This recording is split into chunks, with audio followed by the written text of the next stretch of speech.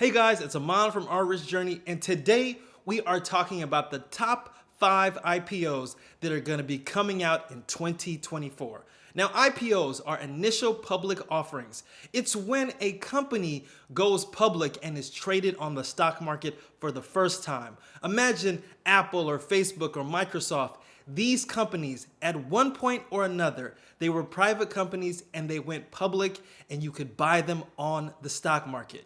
Well, 2024, if you have been keeping up thus far, has been a very hot year in the stock market.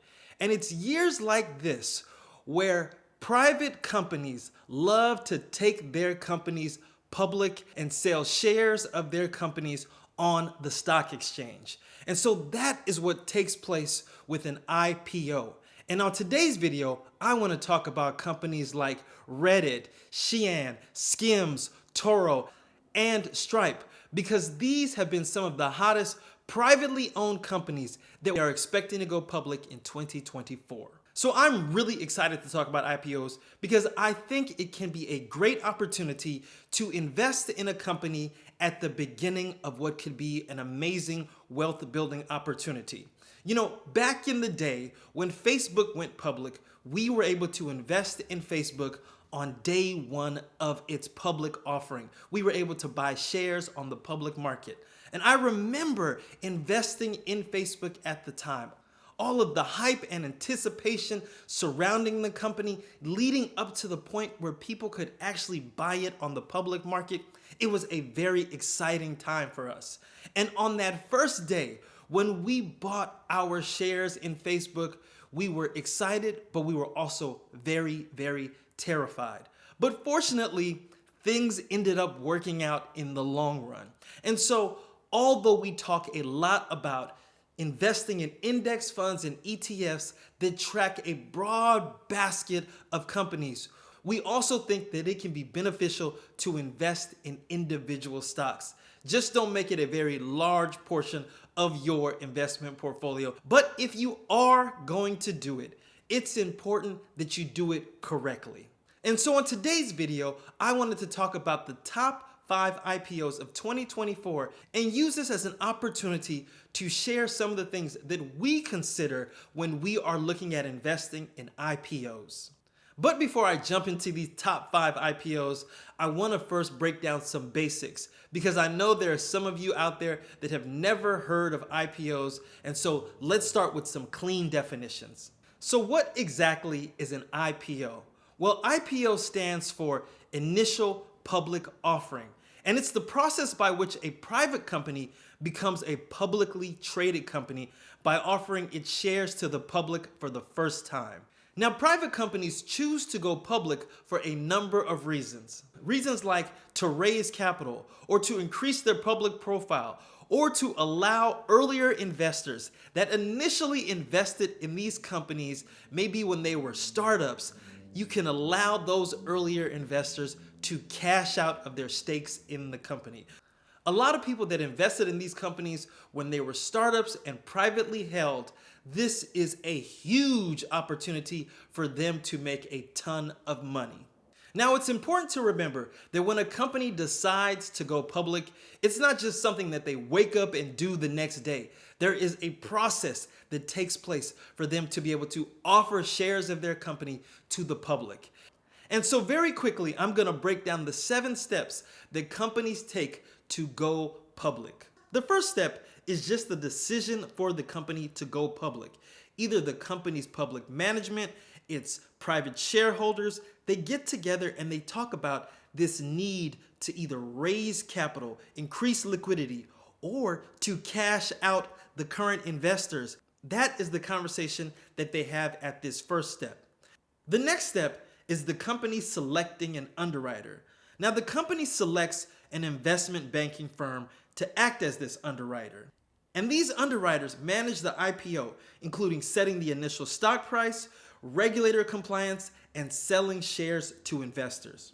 Step 3 is due diligence and regulatory filings. Now, there's a ton of paperwork that must take place before a company can list itself on a stock exchange. But the SEC reviews all of this preliminary documentation to make sure that all of the company statements are in line. And this brings us to step 4, the SEC's review. Now, the SEC reviews the submitted documents for compliance with all regulatory requirements. The company may need to amend its filings based on the feedback from the SEC, but this is a very important piece to the IPO process. And this brings us to step 5, pricing the IPO. And this usually happens right before the IPO is going to be traded on the stock exchange. The underwriters set the IPO price based on factors like the company's valuation, market conditions, and investor interest. And this brings us to the 6th step, the roadshow. The roadshow is a marketing effort really to generate interest and gauge investment appetite. And this brings us to the last and final step of the IPO, which is going public. Once the IPO price is set, shares are sold on a chosen stock exchange and the company officially becomes a public entity. The stock is made available for purchase by institutional and retail investors. So with the 5 companies that we are going to be talking about, they are at a certain step in this process. Now, it's important to keep in mind that these 5 companies, it's all about their anticipated release in 2024. They may not make it through 2024. At any point in this process, they may say, well, we're not going to go any further. We need more time, more SEC review. We need to do more road shows or get more data. But the idea is we are looking at these 5 companies because they have put it out there in some form or another that they are expecting to go public in 2024. So now that you have some background on the process, it's important to keep in mind that if you are considering investing in an IPO, that you start to look at where these companies are at in this process, because you will be able to access information that will help you make a decision on whether or not you want to invest in these companies when they go public. So without further ado, let's talk about the 5 companies, and I want to talk about the pros and cons of investing in these companies when they are finally traded publicly on the stock exchange based on what we know thus far about the companies. The first company is Reddit. Now, I spend a little bit of time on Reddit, but I'm not a Reddit power user. I go there every now and then to see what's going on in the community. You know, when we were doing a lot of travel hacking, Reddit was a great place to go and learn about credit card hacking, churning, and all of the ins and outs for using credit card rewards. It's an amazing and very passionate community of people that love to share information. But let's talk about some of the pros and cons of investing in Reddit. The pros are obviously the community engagement. It has high user engagement and loyalty within its communities. So it's a company that has a lot of passion surrounding it. It also has very diverse revenue streams. And so the revenue that Reddit can generate will come from advertising, premium memberships, and potentially new features for revenue generation. Now let's talk about some of the cons. The first con, and it's a big con, is that Reddit is not a profitable company. And so it has not proven itself as a company that can sustain itself based off of the revenue that it can generate. And a lot of social media companies are like this initially. Think about Facebook when Facebook got started. They weren't necessarily profitable starting out, but they had an overall plan to become profitable as the company went on.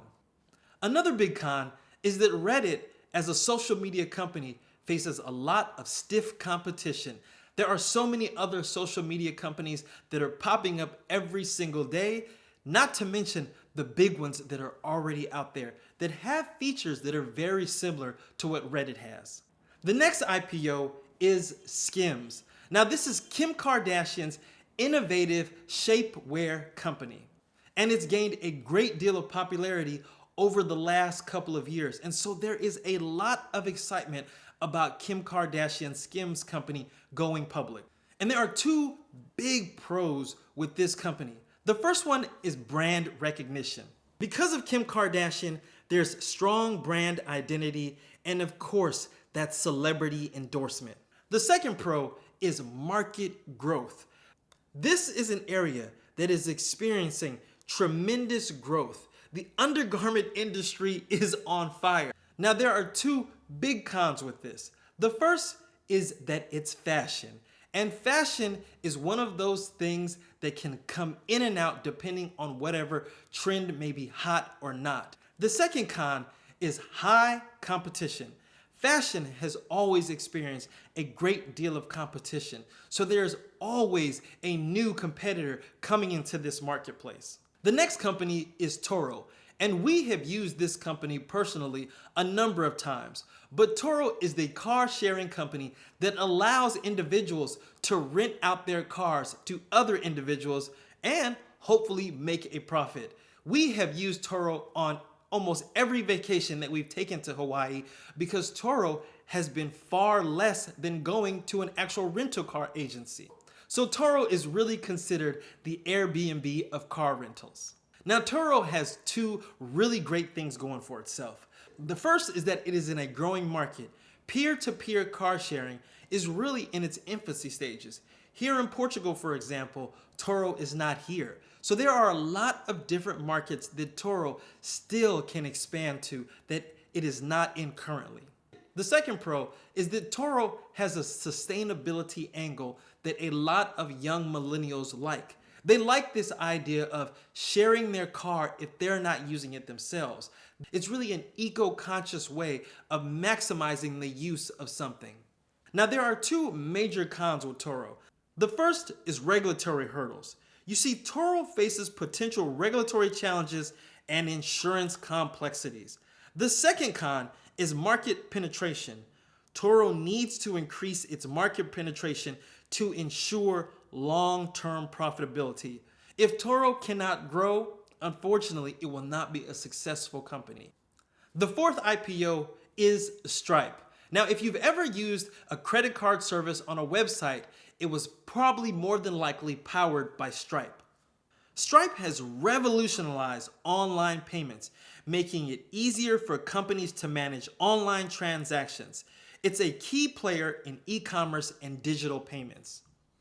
Now, to be honest with you, I have wondered why Stripe hasn't gone IPO sooner than this, because it is a very successful company that is really everywhere. And there are two big pros with this company. The first one is its market position. Now, it has a strong position in a growing e-commerce sector community. The second pro is that it's using innovative technology. You see, Stripe is in a continuous innovation phase. It always seems to stay ahead of the digital payment space. Now, as far as cons, Stripe has two major cons. The first is competition. Stripe faces stiff competition from established financial services and tech giants. The second is the regulatory environment that Stripe operates in. You know, Stripe is subject to financial regulations which could impact its operations. Regulation with any of these financial companies is one of their biggest issues that they have to stay ahead of. The last company, and this is a company that these young folk be using, is Shein. Shein, I'm probably saying it wrong. It's pronounced Shein. Is a fast fashion clothing company. They have taken fashion to a whole nother level by using technology to stay ahead of the latest trends. And they're able to produce the latest clothing in what seems like a split second. Shein is really a fast fashion giant that is known for its affordable apparel. It's made a huge splash globally with an aggressive social media marketing campaign. And so Shein has two major pros. The first is its global reach. You see, Shein's strong global brand presence and its market penetration is like none other. It stands out from everyone else. The second pro is its supply chain efficiency. Shein has really made this into a science, how quickly they are able to distribute their clothing at a very low price. Now, as far as cons, there have been a lot of recent cons that have come up about Shein because of talks of this company going public. One major con that has come up recently are about Shein's labor practices. And there has been a lot in the media about this, but this is something that Shein is going to have to address. The next major con is the fast fashion backlash. Now, there has been a lot of talk recently against fast fashion and its impacts on the environment. So Shein is one of those companies that a lot of controversy seems to be surrounding right now. So those were the top 5 IPOs that are anticipated to come out in 2024.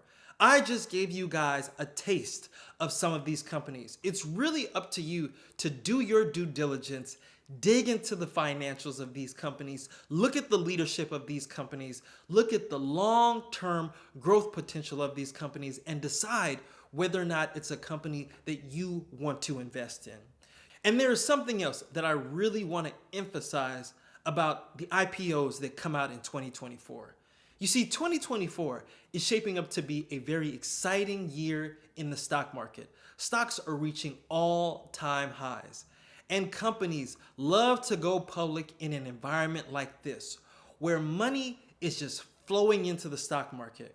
And this can set you up as an investor to make a bad financial decision, to just get caught up in the momentum and the hype of the stock market and feel like you can just put your money in any company based off of name recognition or excitement.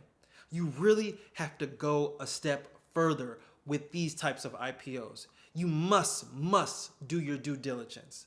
And so I hope that I've given you some food for thought as you consider making investments in IPOs in 2024. And if you've liked this video, please give it a thumbs up, subscribe to our channel, and join the journey.